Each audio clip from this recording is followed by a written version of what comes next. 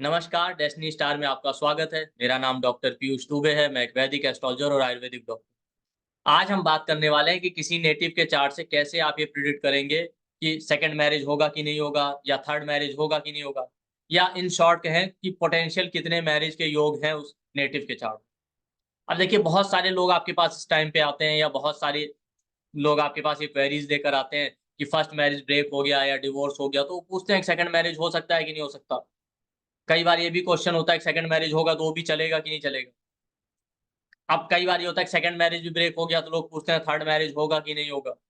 तो कैसे आप प्रेडिक्ट करेंगे कि सेकंड मैरिज होगा कि नहीं होगा, या सेकंड मैरिज ब्रेक हो गया है तो थर्ड मैरिज होगा कि नहीं होगा, इसका प्रेडिक्शन। तो इसके बारे में आप समझेंगे।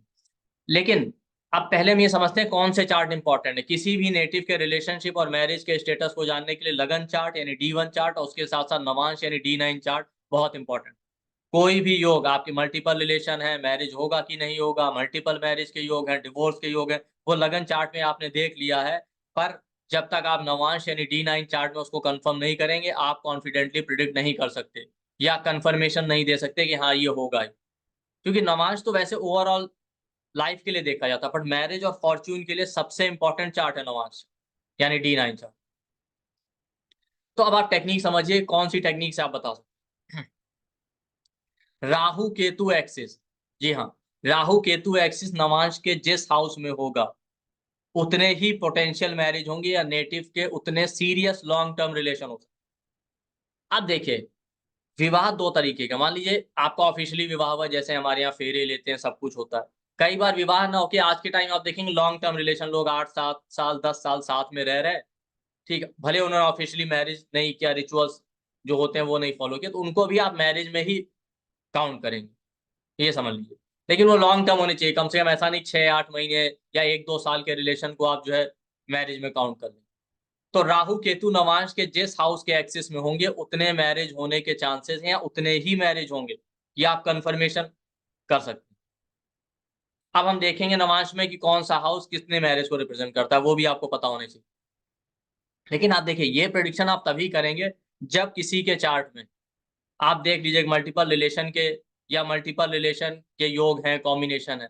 उसके साथ साथ आप ये भी देख लीजिए कि हाँ इस नेटिव के चार्ट में मैरिज के योग है कि नहीं। भाई जिसका मैरिज नहीं हुआ उसके बाद मल्टीपल क्या प्रेडिक्ट करें, ये दोनों चीज आपको देखनी पड़ेगी। उसके बाद थर्ड जो इंपॉर्टेंट चीज वो भी ये देखना पड़ेगा कि भाई मैरिज का कॉम्बिनेशन या विवाह के योग है इस नेटिव के चार्ट में। उसके बाद डाइवोर्स या सेपरेशन के भी योग है, क्योंकि जब विवाह होगा, डिवोर्स या सेपरेशन होगा, तभी तो जाके दूसरा मैरिज होगा। हालांकि पहले ऐसे बहुत सारे कॉन्सेप्ट थे कि जब लोग एक साथ मल्टीपल मैरिज कर लेते थे बिना डिवोर्स या सेपरेशन। आज भी ऐसा होता है, लेकिन आज ये रेयर है।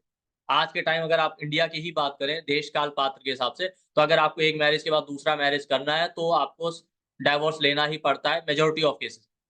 तो ये जो मैं रूल आपको बता रहा हूँ तभी एप्लीकेबल है जब आप डाइवोर्स या सेपरेशन ले लें तब। और ये स्पेसिफिकली आपको नवांश में ही चेक करना है। अब मैं आपको एक एग्जांपल चार्ट दिखाता हूँ नवांश में, जिसमें हम ये देखेंगे काउंटिंग करके कौन सा हाउस किस मैरिज को रिप्रेजेंट।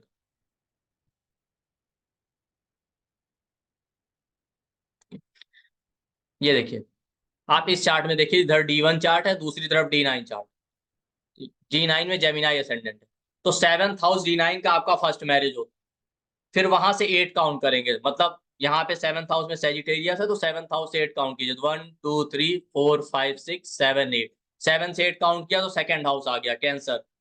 तो फर्स्ट मैरिज सेवंथ हाउस, वहां से 8 काउंट किया तो सेकंड हाउस आ गया, वो सेकंड मैरिज को रिप्रेजेंट करेगा।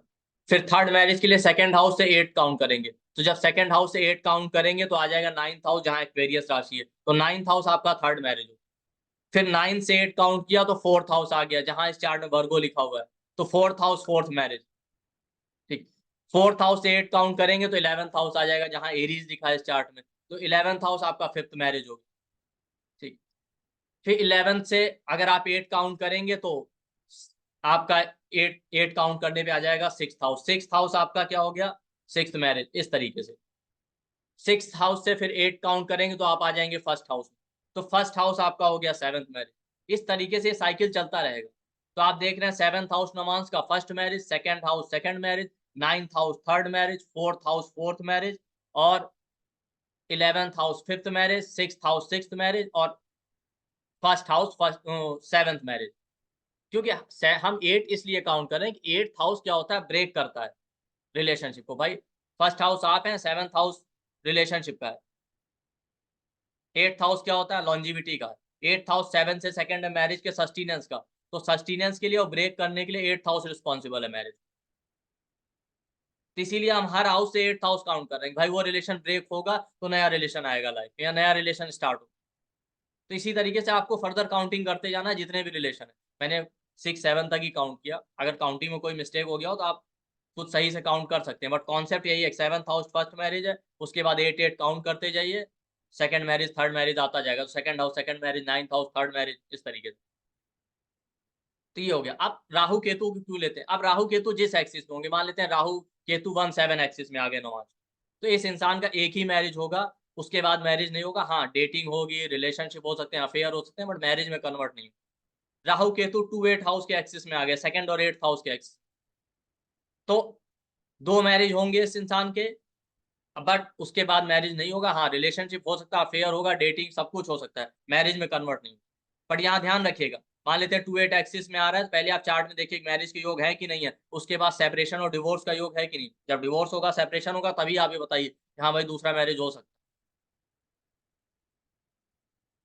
है। इस तरीके से 3-9 एक्सिस में आ गए, तो हमने देखा 9th हाउस थर्ड मैरिज का है, तो भाई 3 मैरिज हो सकते हैं, उसके बाद नहीं होगा। अगर 2 मैरिज होने के योग हैं पहले, और दोनों में सेपरेशन और डिवोर्स का योग दिख रहा है, वो आपको चेक करना पड़ेगा। 4-10 एक्सिस में आ गया, तो आप कह देंगे 4 मैरिज हो सकता है, 4 मैरिज हो सकते हैं, उसके बाद नहीं होगा। उसके बाद डेटिंग होगा, सेपरेशन होगा, सॉरी डेटिंग होगा, रिलेशनशिप होगा, सब होगा, वो चलता रहे। अब राहु केतु एक्सिस को ही हमने क्यों लिया? बेसिकली राहु केतु एक्सिस को लेने का रीजन ये कि राहु केतु मल्टीपल चीजें रिप्रेजेंट करते हैं।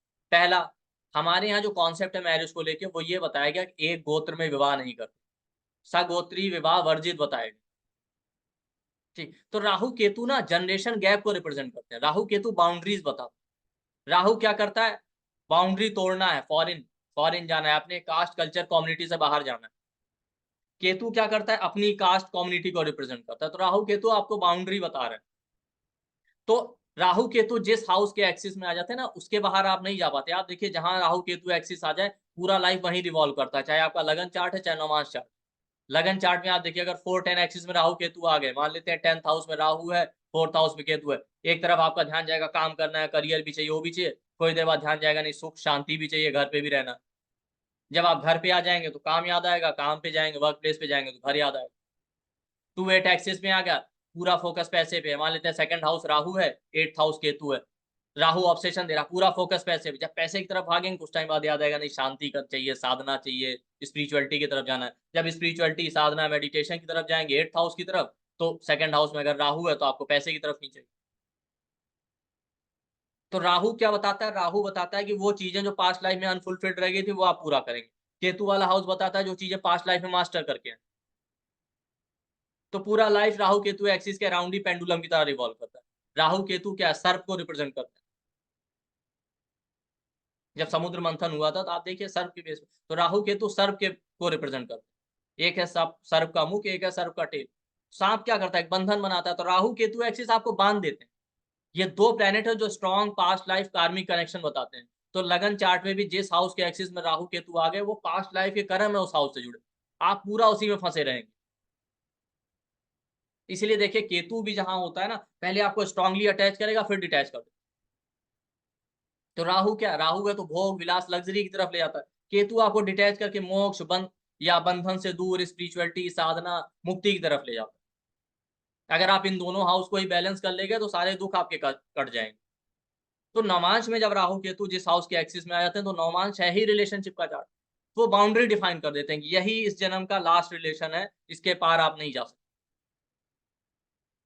या दूसरी तरीके से आप समझे, राहु केतु सोलमेट बताते हैं। आप देखिए वीनस राहु के साथ हो लगन या नवांश में, या केतु के साथ हो, या राहु केतु 7th हाउस में आ जाए, उस इंसान को लगता है अपने पार्टनर के साथ ये हमारा सोलमेट है, कोई सोलमेट टाइप रिलेशन। अब वो अलग बात है कि हर बार जब रिलेशन आता है तो उनको सोलमेट जैसा फीलिंग आता है। तो जिस हाउस के एक्सिस में राहु केतु आ गए नवांश में ना, वहां पे आपको लगेगा ये सोलमेट है, बस के बाहर आप जा ही नहीं पाएंगे ब्रेक होने के बाद भी।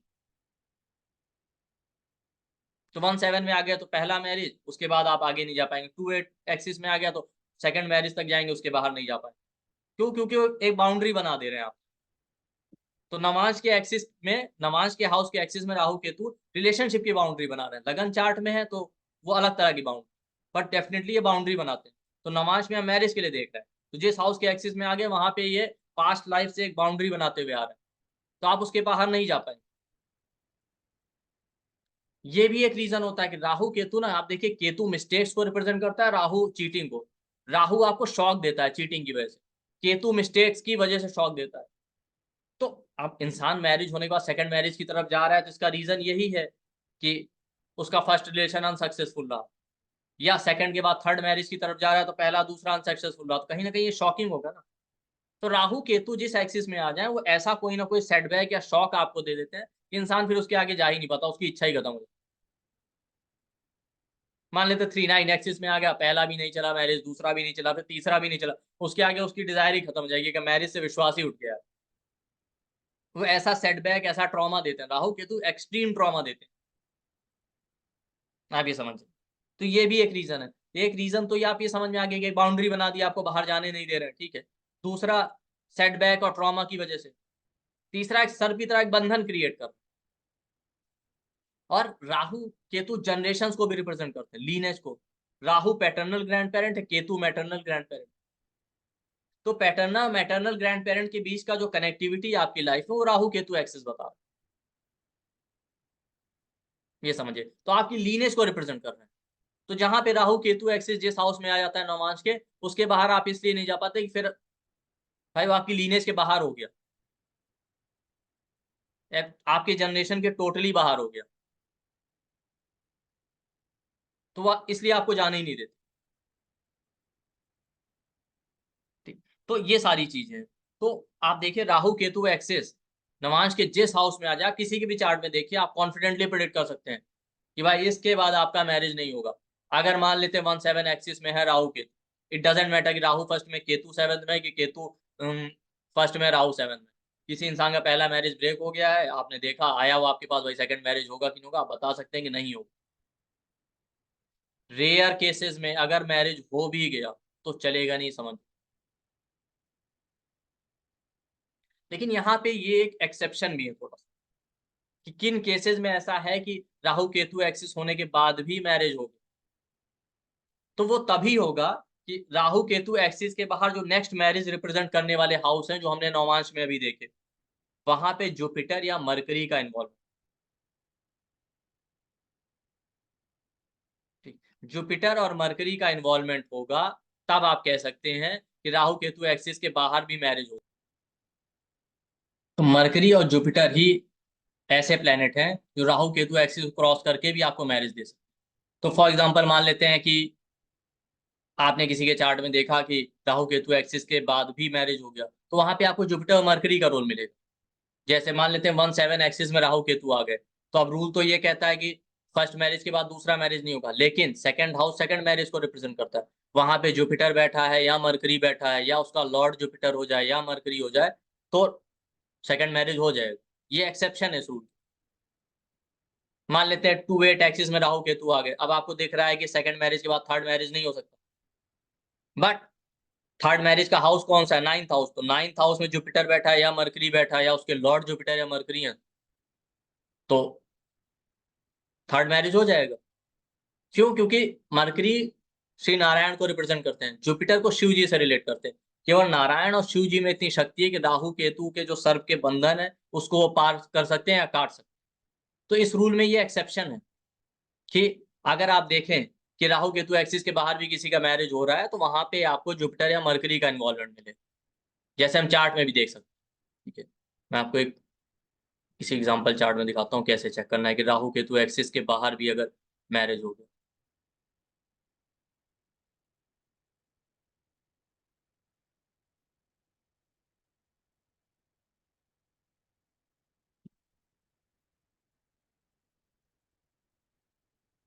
आई थिंक यहाँ पे कोई ऐसा एग्जाम देखिए आप, यहाँ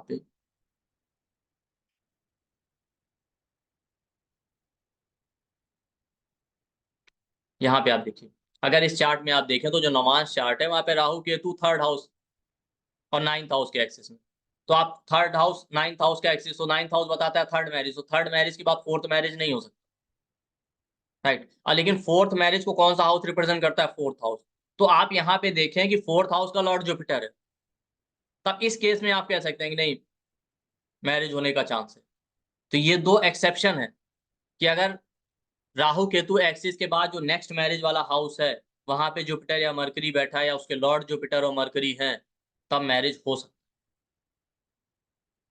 तो ये एक इंपॉर्टेंट टेक्निक है, बहुत से लोग पूछते रहते हैं, तो हमने सोचा आज इस पे वीडियो बनाया जाए कि सेकंड मैरिज होगा कि नहीं फर्स्ट डिवोर्स के बाद, या सेकंड डिवोर्स के बाद जो है थर्ड मैरिज होगा कि नहीं होगा, तो ये कैसे देखें। और आप लोगों के लिए एक इंपॉर्टेंट अनाउंसमेंट भी है, वो ये है कि हम लोग 5 डेज का फ्री क्लास ला रहे हैं नाड़ी एस्ट्रोलॉजी के ऊपर, BNN भृगु नंदी नाड़ी, उसमें नाड़ी के और जो डिफरेंट ब्रांचेज हैं उनको कंबाइन कर, ये क्लास होगा आपका 7 जून से 11 जून के बीच में, रात में 9 बजे से, 7 जून से 11 जून के बीच में, ठीक है। 5 डे का फ्री क्लास है, सभी के लिए कंप्लीटली फ्री है। जिसे भी ज्वाइन करना है, हमारे वीडियो के डिस्क्रिप्शन बॉक्स में जाइए, वहां पे टेलीग्राम व्हाट्सएप ग्रुप का लिंक मिल जाएगा, उसको ज्वाइन कीजिए। ये क्लासेस जूम के थ्रू ऑर्गेनाइज की जाएंगी, तो वहीं पे आपको जूम लिंक और सब अपडेट कर दिया जाएगा, ठीक। और ये सभी के लिए कंप्लीटली फ्री, ठीक। और जैसा सभी जानते हैं, हमारी फ्री क्लास भी बिल्कुल पेड की तरह है, पेड से भी अच्छी होती है, कोई हम टाइम वेस्ट नहीं करते, ठीक। तो आई होप आप लोगों को ये वीडियो पसंद आया होगा। वीडियो को लाइक कीजिए, चैनल को सब्सक्राइब कीजिए और ज़्यादा से ज़्यादा लोगों तक शेयर कीजिए। थैंक यू, नमस्ते।